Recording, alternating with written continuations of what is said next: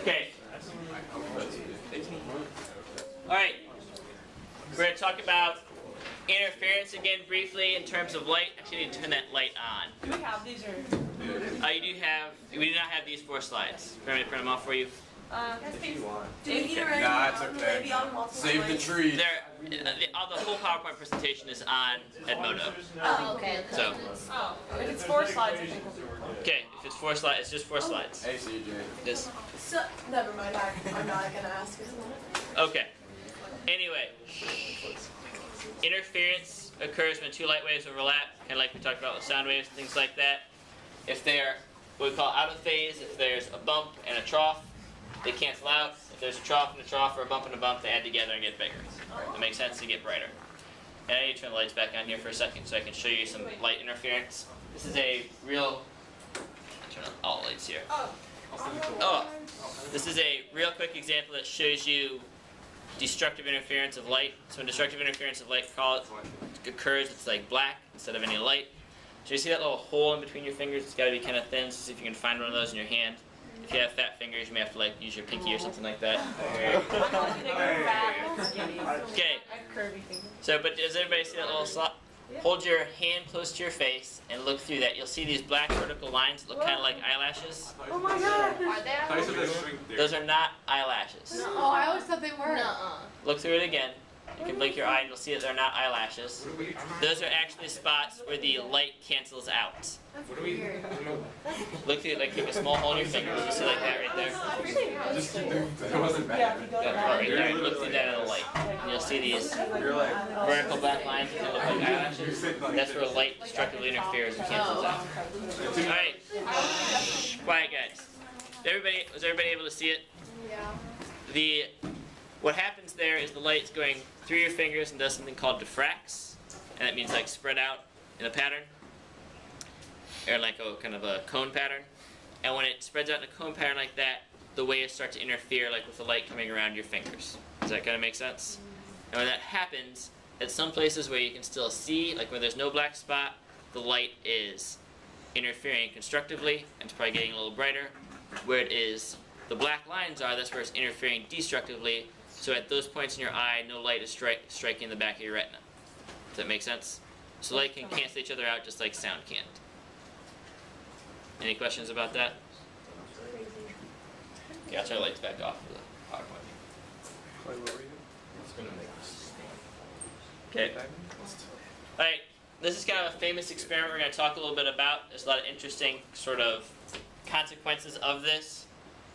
Alright, so if you take light, this is shining through at one slit, but just light going toward double slits. This is a double slit experiment. The light goes through those 2 slits and spreads out in a cone pattern. Does that make sense, everybody? Like if you had water do the same thing. All waves would do that, and that's called diffraction. If at some point, like the crests are the dark spots and the troughs are the light spots, so where the 2 crests meet, the wave gets bigger. Where a crest and a trough meet, they cancel out and the wave disappears. So if you shine the light like this on a screen back here, you get bright bands and dark bands. The dark bands, like you saw on your fingers, are where the light cancels out. The bright bands are where the light adds together and gets brighter. Does that kind of make sense, everybody? So does this show wave being light being a wave or a particle? Wave. So this is kind of like definitive proof that light acts as a wave. There's the photoelectric effect, which we'll probably talk about when we get to quantum mechanics, hopefully next, which shows that light acts as a particle as well. Alright, the interesting thing about this is that this doesn't happen just for light. This also happens for electrons, protons, and neutrons, and not really any small atoms. I don't think we've ever demonstrated it with yet. So that means all the particles that make you up act as waves as well. So like, if you shine a beam of electrons through here, through these double slits, that same pattern will form on the screen back there for the electrons. Same for protons, same for neutrons. Does that make sense, everybody? Okay, the weird thing. The weird thing is, say you fire 1 electron at a time at this double slit here. If you fire 1 electron at a time, it'd have to go through one or the other of these, right? So if it's going through one or the other, you wouldn't expect this pattern to form if you fired one at a time, so there can't be any interference that way. Does everybody understand that? That's not what actually happens. If you fire one electron at a time at these double slits, you get this same pattern occurring. Do you know what that means? That means that one electron goes through both of these slits at the same time. So let me kind of repeat this here. So you have fire one electron at a time. It has nothing to interfere with but itself. But it interferes with itself because if you fire one at a time, you still get this pattern. So, and because you get this pattern with these distances, that means it has to be a double slit thing. There has to be two slits that it's going through. But if you're just firing one at a time, it should just be going through one. Does that make sense to everybody? What actually happens is you get the pattern like it's going through two. So you get a pattern like each electron is going through two slits. So the electron actually goes through both slits at the same time. Do you guys remember from chemistry at all that electrons don't have a position, like there's just a probability where there could be, it's like the electron cloud in the atom? What's actually happening is, until you make an observation of an electron, it isn't actually anywhere. It is a wave of probability is what we refer to it as. So as this wave of probability hits, the wave of probability for the electron goes through both and then interferes with itself over here, and once it strikes the screen, the electron has to choose somewhere to be based on that probability wave. It's totally random. Does that kind of make sense to everybody? Even if the words that are coming out of my mouth make sense, the concept is kind of foreign.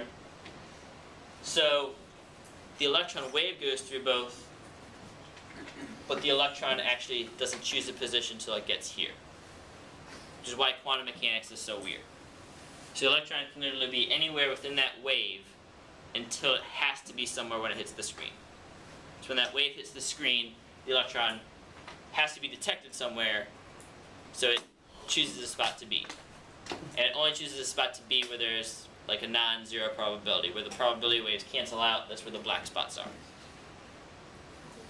So Done? it follows the same exact, like the electron probability wave or whatever. Does the It same follows thing. the same light path. Yeah. But it isn't. It could be anywhere in there. And light does something similar. It's just a little easier to talk about electron. Like if you could shine one photon at a time through this, it would do the exact same thing. It would be a probability wave again, actually, and hit the screen. But it would hit the screen at one spot. If you shone one photon at a time, one photon at a time would light up this spot, or this spot, or this spot, but not all the spots. Does that make sense? So is it that it doesn't have a position, or is it that it changes its position when we look at it? It doesn't have a position until an observation is made. Now this is one of kind of the dark underbellies of science because nobody really understands what's going on. So what people don't understand, like what we have no real good explanation for, is what happens between when here and here. Does that make sense?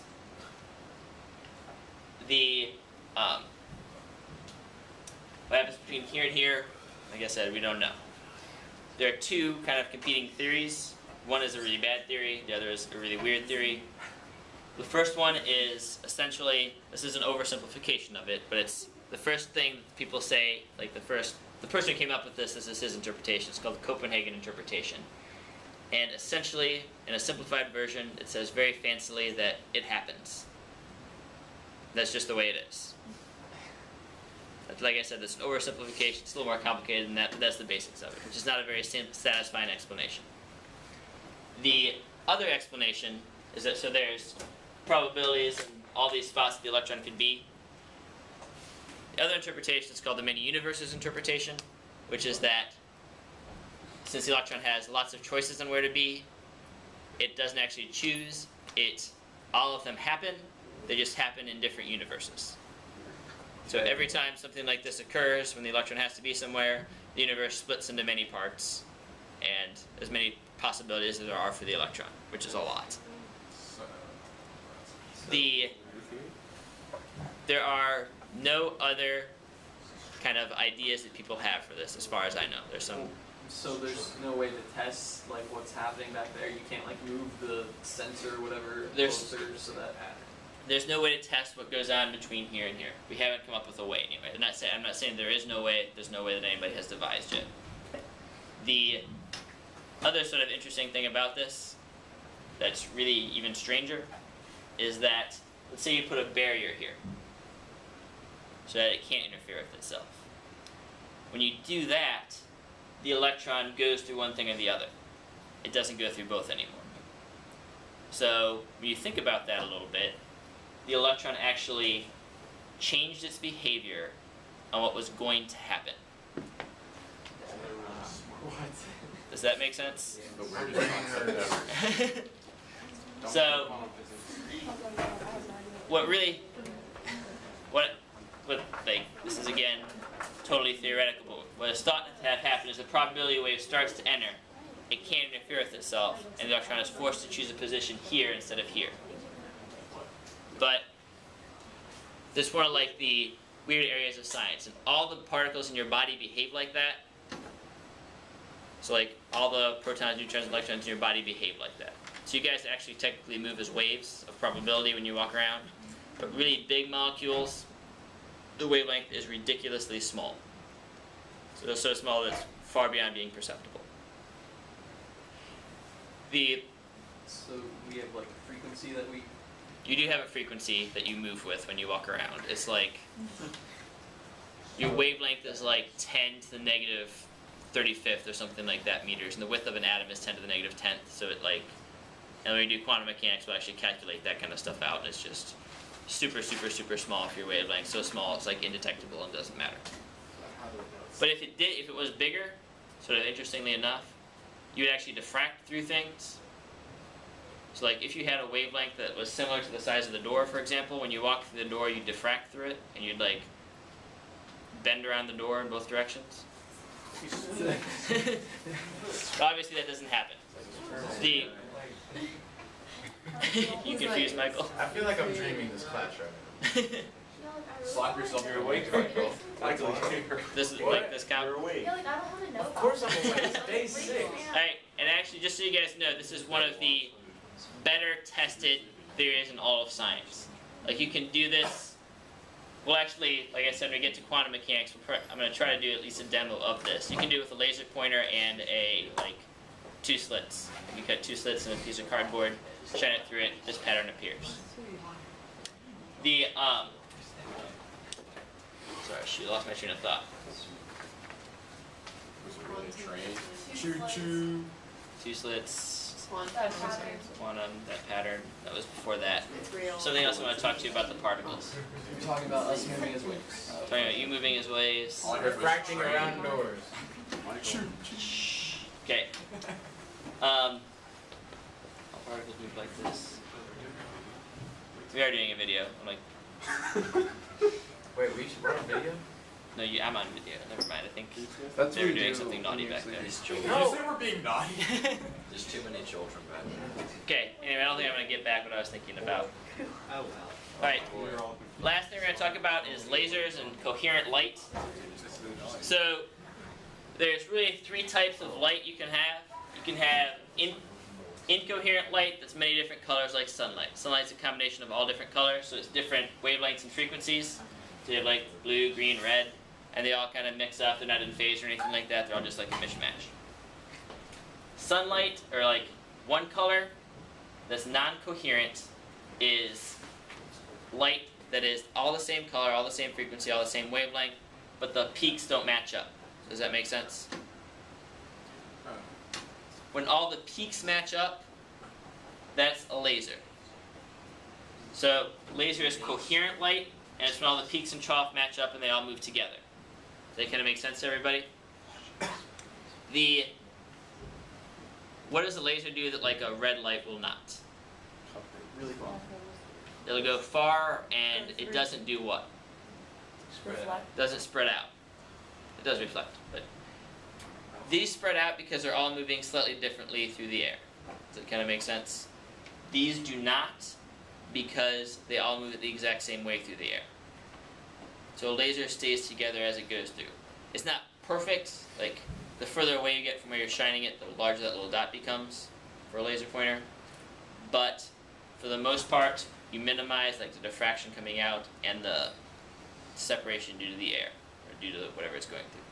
How do they make lasers like ones that like can shoot like a mile, ones that can only shoot like 100 yards? It's the power of the laser, and most of the time, like usually more powerful lasers are green in color just because of how they're created. Essentially what a laser does, this is a vast oversimplification, but they bounce light back and forth until it's all moving together. So there's like essentially mirrors inside that they bounce back and forth and it's moving together then. And different, like, is produced from different atoms will give you different colors of light and different powers. So in general, green is the most powerful. You do have to be careful with any laser pointer. In particular, red ones are usually pretty safe. Like if I shined it in Ellie's eye, she probably wouldn't go blind. However, if I shined it in Ellie's eye and she had the right prescription of glasses on, and I was shining it from the right distance, or prescription of contacts, it can focus it on the back of our eye as a lens, and then it can damage your eye. It's like a weapon. So like, even the ones you can buy in the store, most of the ones you buy in the store are 5 milliwatts, so it'll be a 5 and then an MW. Those are ones that can damage your eye if you're wearing glasses. If it's down to 2 milliwatt, which are the other kinds you can usually buy in the store, like the red ones, those usually will not damage your glasses unless you have like a super weird prescription. Like, so you don't shine laser pointers in people's eyes because you can, if they're wearing contacts or glasses, you can damage their eye. Does that make sense? And if you have a green laser pointer, those are usually like 10 or above milliwatts. Those might keep blind. Those are the ones that can like actually like do serious damage to your eye, even if you're not wearing contacts or glasses. Could Right. someone potentially then like have a lens and have a pointer and like go around damaging people's eyes, or like That's worse than does it have to be Yeah, so it'd be the lens has lens has like you'd have to like get it lined up just for, you have to get it lined up the right distance from their eye and the right distance from the laser to the lens.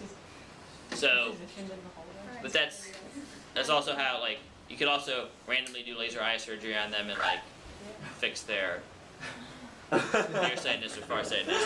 Far more likely that you actually damage their eye, but the real lasers aren't powerful enough to do that. But you do have to be careful, and if you really want to damage someone's eye, that's not a very efficient way to do things, to be honest, because your chances of doing it are not very. Probably. Yes, Michael, stabbing someone in the eye would do it much more efficiently. I'm glad we jumped there right away. John? I've seen like a blue laser pointer before. Is that like more or less? Green are in general the most powerful. I think blues are higher energy than red. Greens have a big like range of like how powerful they are, and blues probably do as well. I'm not sure what like the level of a blue laser pointer is compared to the other ones though. Anna? My uncle has one of those laser pointers that can like go really far. So like when it's dark outside, like you point it up into the sky and you can still see it. Like how much powerful is that than the other one? The most powerful green laser ones you can commercially buy are, I believe, 100 milliwatts, which is pretty powerful. Like when they talk about lasers for like military applications, which is you talking about lasers that are like kilowatts of power.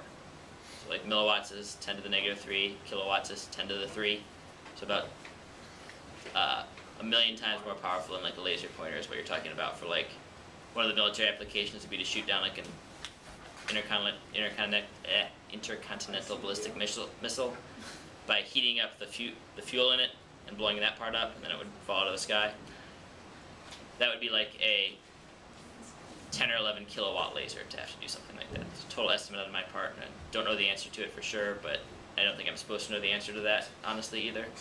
It's probably classified would be my guess, but Jason? Like, I've seen on soccer games, like, the fans shine lasers into players' eyes. Does that have any potential of damaging their eyes? It does. Oh. So you shouldn't do that. It's also you get kicked out of the game really quickly for it, but Not in Mexico. Yeah, not Mexico. Michael? So it's like, is it possible to make a laser pointer with any color then? It's possible to make a laser with laser pointer with pretty much any color. Let's see if I have it on. It's not. The most common ones are going to be like Red or green? red, green, and blue because they're the primary colors. They're the easiest to make. But I think you can make it with any color. Ryan? Does that mean all cutting laser beams are green? most cutting like if you're laser cutting something, it's probably going to be green. They usually have the highest energy. Usually it's not red. What? Don't they use gas for those? Like all lasers come from like a certain gas. That's how they're produced. So like there's neon lasers, helium lasers, things like that. That makes sense. And the different colors are from the different gases. Any other questions about lasers? All right. And this is the last slide here. Laser is an acronym. It's light amplification by simulated emission of radiation. If you guys remember that sometime when it's pertinent, you'll sound really smart. It's what? Light amplification by stimulated emission of radiation. Say laser and it's not smart. Can I borrow your light amplification by stimulating? Alright, any other questions about anything we've talked about before I show off the video here? Oh, Chloe. Opal, yeah. Alright, Opal question. So like, if you look at like, I'll turn on the lights for this because we don't need the PowerPoint anymore, I don't think. Alright, so a white opal, for example, was the question was about. It has like a rainbow tint on it. That's because of something called thin film interference. If you guys, an easier example of it is, have you guys ever seen like when there's oil on top of water and like the parking lot looks like a rainbow color? That's because, I'm gonna have to draw this out I think. You have like it's easier to look at if you have like a triangle. So you have like a triangle of oil on top of water underneath.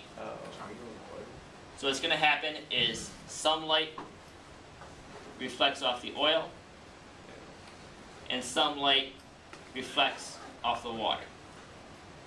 So what happens, because each like wavelength of light is a different, because each color of light is a different wavelength, some colors interfere destructively, some colors interfere constructively. Because you have a slightly different distance here, so they're going to be either a little bit in phase or a little bit out of phase. So depending on that distance, different colors appear because of the reflection. Does that kind of make sense to everybody? That's the same thing with Chloe's earrings. That rainbow color on top of something that's not transparent is because the coating on it is different thicknesses across. So like the coating on like our actual opal will be like, it's not perfect, there's going to be different thicknesses as it goes all the way across it. That difference in thickness causes different colors to cancel out and add together at different points in the thing. That's why you get, it looks like a rainbow effect. Does everybody understand that? So are opals actually from the ground then? Opals are actually from the ground. And so it's a natural, like... It's a natural thing. Okay, but then It's it's not easy as- to produce? What? Is it easy to make? It's relatively easy to make. If you can do it like, you can do that kind of effect with like, have you ever seen, looked at like saran wrap or something like that? It's got like a rainbow tint to it. Okay, yeah. If you like put it on something that's slightly uneven, it'll have like a rainbowish tint, and it's the same effect that thin film interference. So anytime you have a thin film, you're going to have like that sort of thin film interference. Any other questions about anything related to light? I showed you guys the Polaroid, yes, the Polaroid films. I should have. Make sure. When it went dark. Oh, yeah. I thought you meant like actual